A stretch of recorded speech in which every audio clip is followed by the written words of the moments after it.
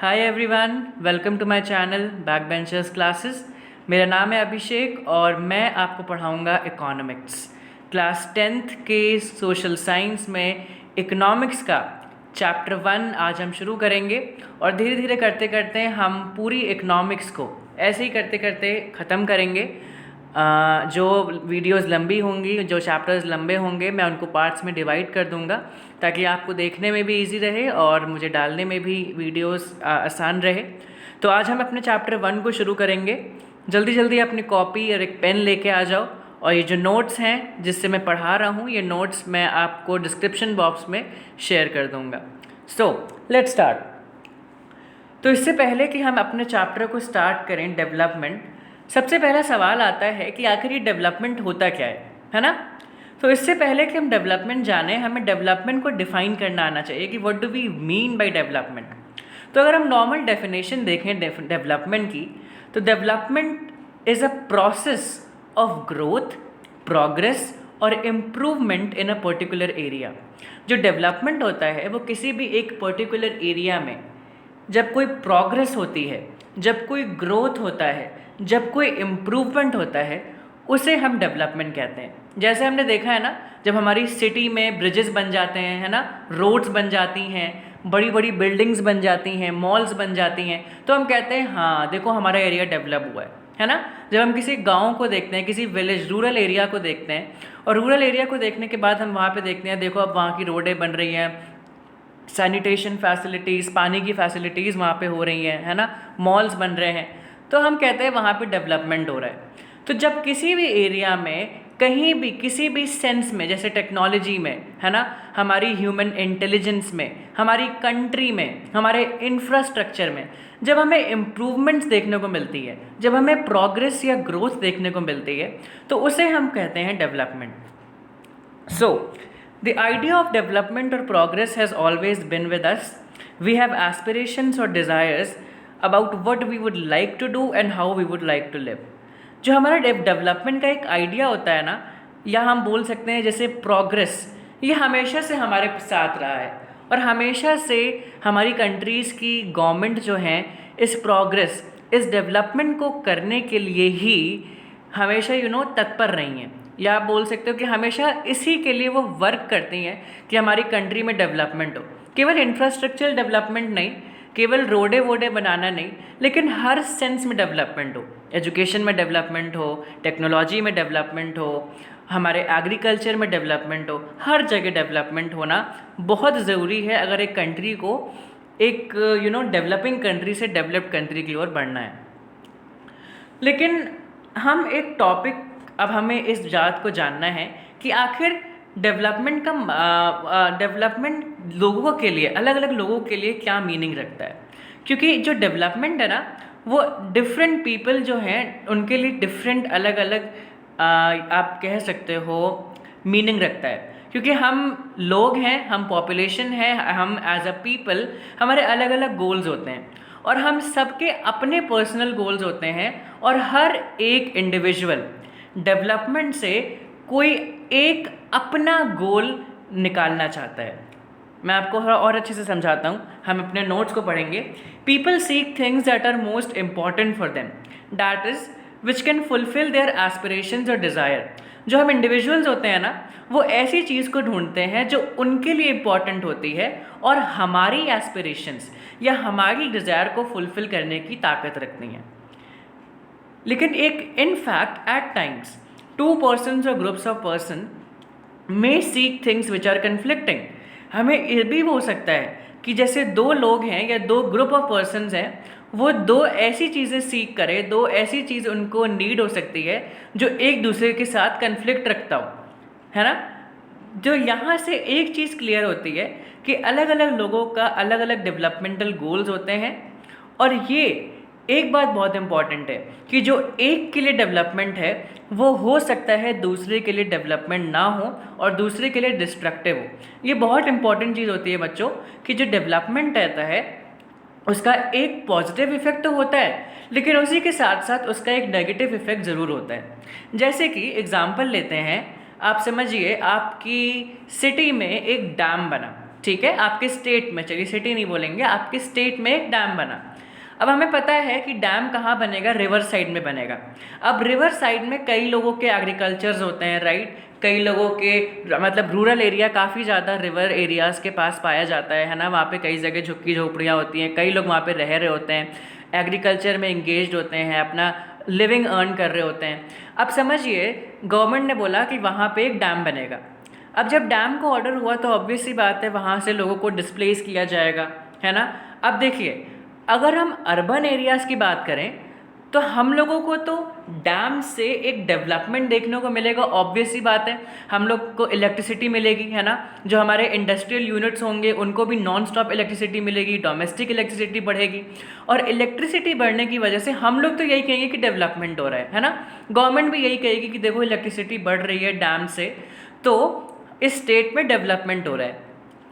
लेकिन उन लोगों का क्या जो रूरल एरियाज़ में रिवर के आसपास रह रहे थे, उन लोगों का क्या जिनके जो काम था, जिनकी डेली लिविंग थी, जिनकी रोज़ी रोटी थी, वो बंद हो गई, जिनको डिस्प्लेस किया गया। सो ऑब्वियस सी बात है कि उन लोगों पे एक नेगेटिव इफेक्ट पड़ा। तो ये बहुत इंपॉर्टेंट चीज़ होती है कि जो एक सेक्ट ऑफ पीपल के लिए अगर एक चीज़ डेवलपमेंट हो सकती है तो उसी टाइम पे वो दूसरे सेक्ट ऑफ पीपल के लिए डेवलपमेंट नहीं हो सकती है, उनके लिए वो डिस्ट्रक्टिव हो सकती है। ठीक है, now next topic, income and other goals. What people desire are regular work, better wages and decent price for their crops or other products that they produce. In other words, they want more income.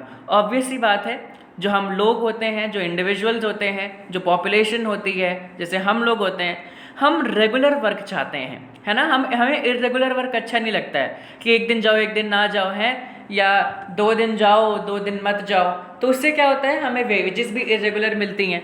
तो कोई भी होता है, चाहे आप हो चाहे मैं हूँ, हमें एक रेगुलर वर्क हमें अच्छा लगता है, हमें हाई इनकम अच्छी लगती है, बेटर वेजेस अच्छी लगती हैं, है ना, डिसेंट प्राइसेस अच्छे लगते हैं हर चीज़ की, जो भी हम मार्केट में ख़रीदने जाते हैं। तो उसी तरीके से जो फार्मर्स होते हैं, है ना, जो एग्रीकल्चरल प्रोसेस में एंगेज्ड होते हैं, उनको भी अपने क्रॉप्स के लिए डिसेंट प्राइस अच्छा लगता है, ताकि वो जो प्रोड्यूस कर रहे हैं उनके लिए उनको अच्छा प्राइस मिले, ताकि उनकी दोनों जो मेहनत है, केवल फिजिकल मेहनत नहीं, मेंटल मेहनत जो भी वो करते हैं, उस मेहनत का उन्हें एक अच्छा रिटर्न मिल सके।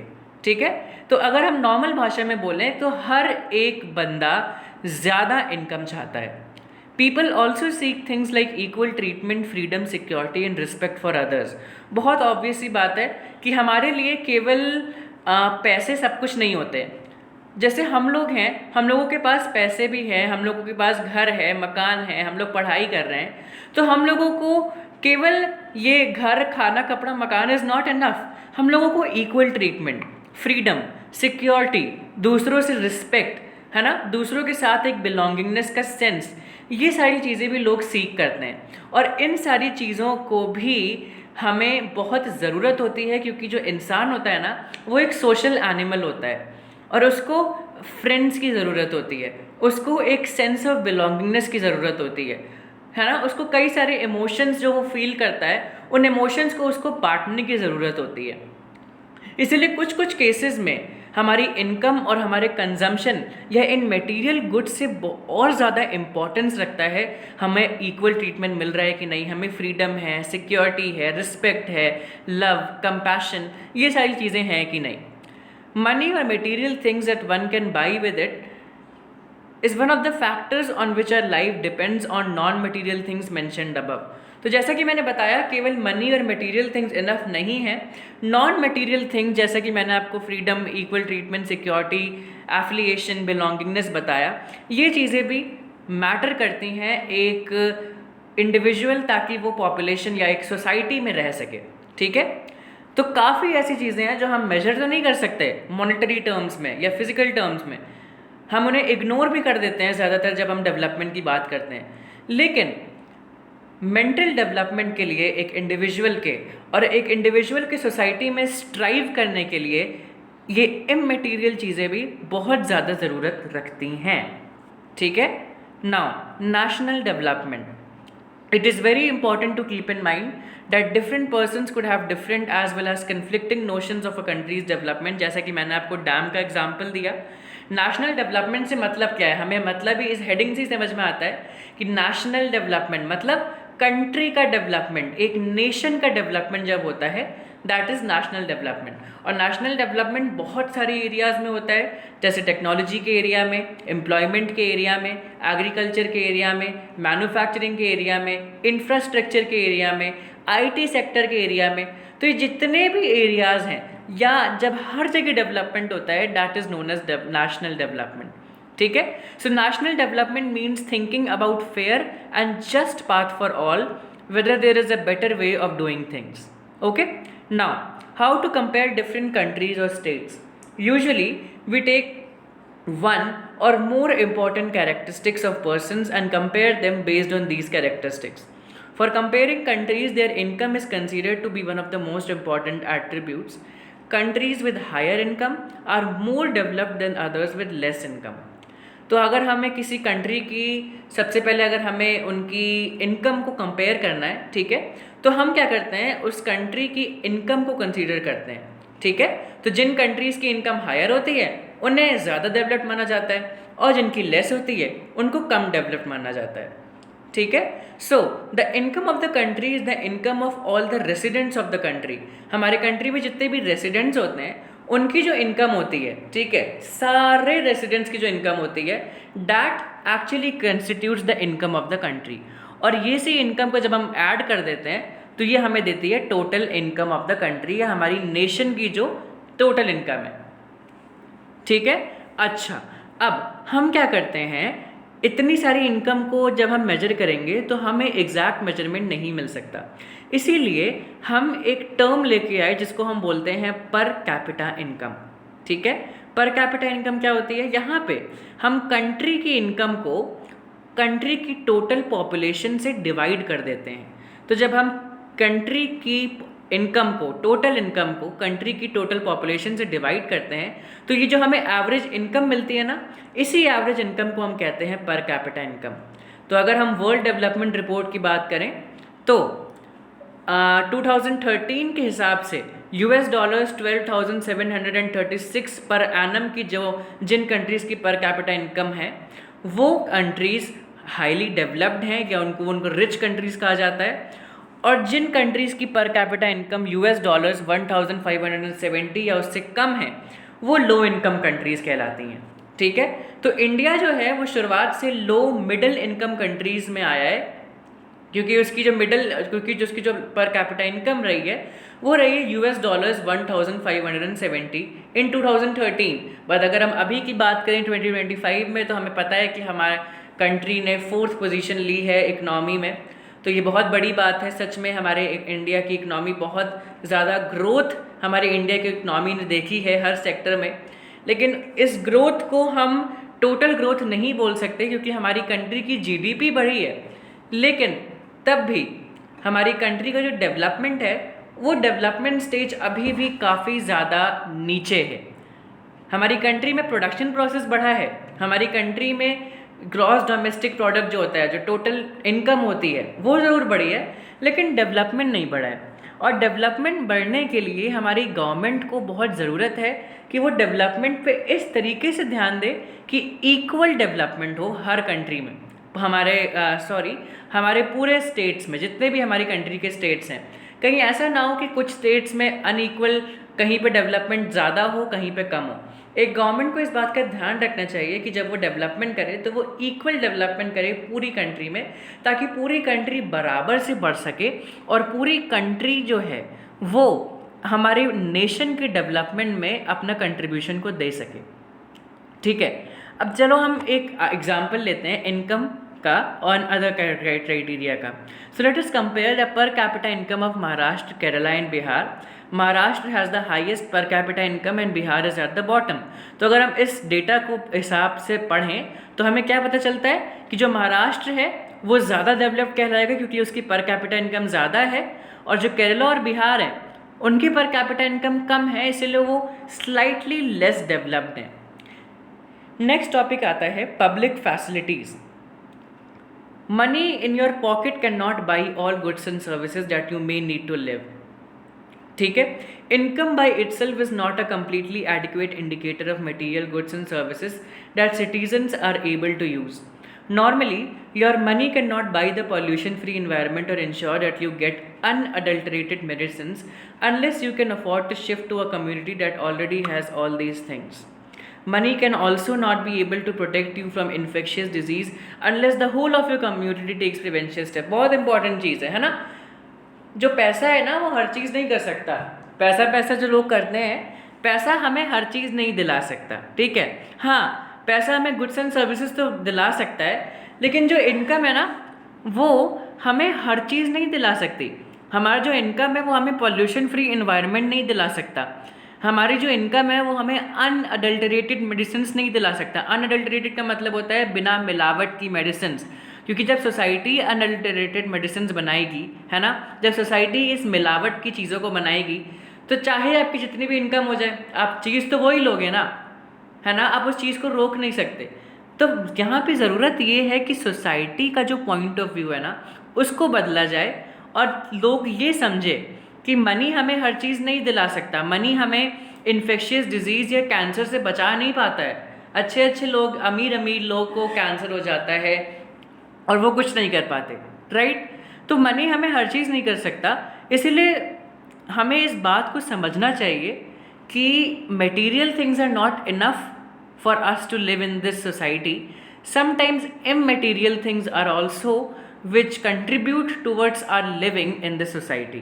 ठीक है, human development of an individual in such a way that he can able to earn and fulfill his materialistic desire. Human development का क्या मतलब होता है? एक इंडिविजुअल का डेवलपमेंट होना, इस तरीके से डेवलपमेंट होना ताकि वो अच्छा अर्न कर सके और अपनी हर मटेरियलिस्टिक डिज़ायर को पूरा कर सके, ठीक है। और हम लास्ट टॉपिक को पढ़ेंगे अपने, सस्टेनेबिलिटी ऑफ डेवलपमेंट्स।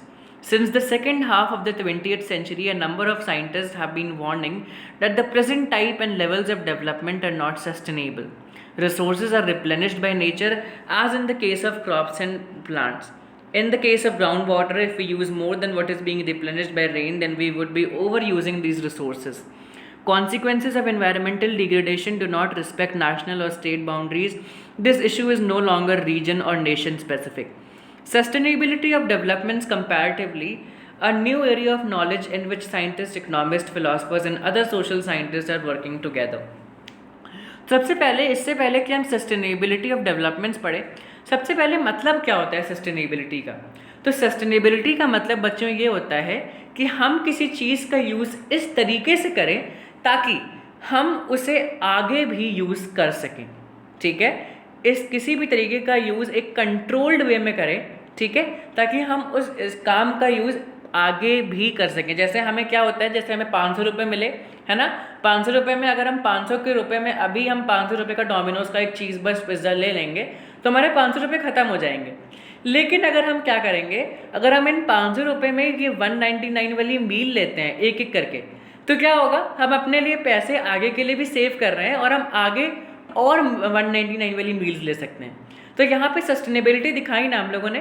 तो इसी तरीके से जो वो नेशन होता है ना, एक कंट्री होती है ना, वहाँ पे भी एज ए सोसाइटी हमें सस्टेनेबिलिटी दिखानी चाहिए, ठीक है।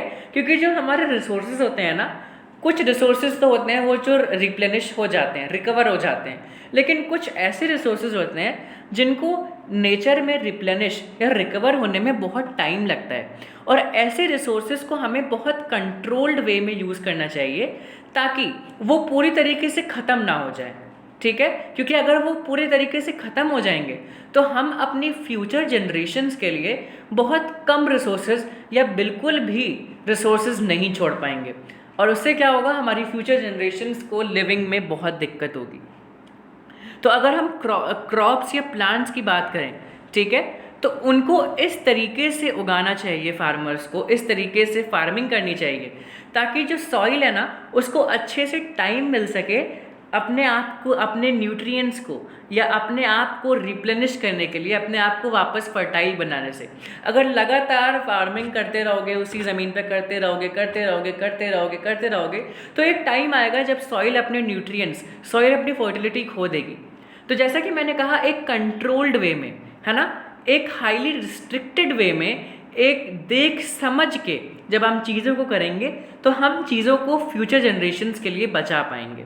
ठीक है। उसी तरीके से in case of ground water मतलब ज़मीन के नीचे का पानी, अगर हम बहुत ज़्यादा उसको यूज़ करते जाएंगे और उसको बारिश से रिप्लेनिश होने का टाइम ही नहीं देंगे, तो क्या होगा, एक टाइम आएगा जब ग्राउंड वाटर ख़त्म हो जाएगा, है ना। और ग्राउंड वाटर जब ख़त्म हो जाएगा तो हम ऑब्वियसली ऑलमोस्ट हम सभी के घरों में समरसेबल्स लगे रहते हैं। एक टाइम आएगा जब समरसेबल से पानी निकलना बंद हो जाएगा और एक पानी जो एक बेसिक नीड है हमारे रहने की, हमारा पूरा अर्थ जो पानी से कवर्ड है 75%, उसी पानी के लिए हमें लाले पड़ जाएंगे।